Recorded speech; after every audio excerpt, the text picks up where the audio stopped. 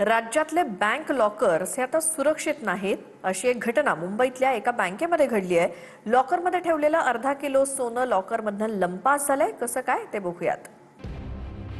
राज्यात आता बँकेतले लॉकर देखील सुरक्षित राहिले नसल्याचं समोर आलंय। कांदिवलीतल्या इंडसइंड बँकेच्या लॉकरमधनं अर्धा किलोहून जास्तीचं सोनं गायब झालं। लॉकरमधून जवळपास 81,80,000 रुपये किमतीचं 610 ग्रॅम सोनं चोरीला गेलं होतं। विशेष या प्रकरणात बँकेच्याच या आधीचे उपशाखा प्रबंधक कुलदीप रामचंद्र सहानी याला अटक झाली आहे। दुबईत राहणाऱ्या 74 वर्षीय प्रदीप भाटियांनी 2024 मध्ये बँकेच्या लॉकरमध्ये सोनं ठेवलं होतं। 2 वर्षांनंतर जेव्हा ते परतले तेव्हा लॉकर रिकामा पाहून त्यांना धक्का बसला।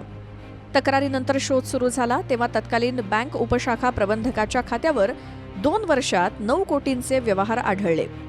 पोलिसांच्या माहितीनुसार चोरी झालेलं संपूर्ण सोनं हस्तगत झालं असून या प्रकरणाचा सखोल तपास सुरू आहे।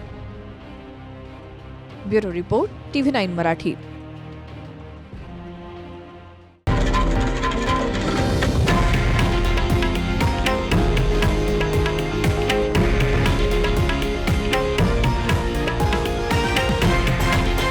हे आहे देशातील नंबर 1 न्यूज नेटवर्क आणि आपण पाहत आहात TV9 मराठी, एकमेव।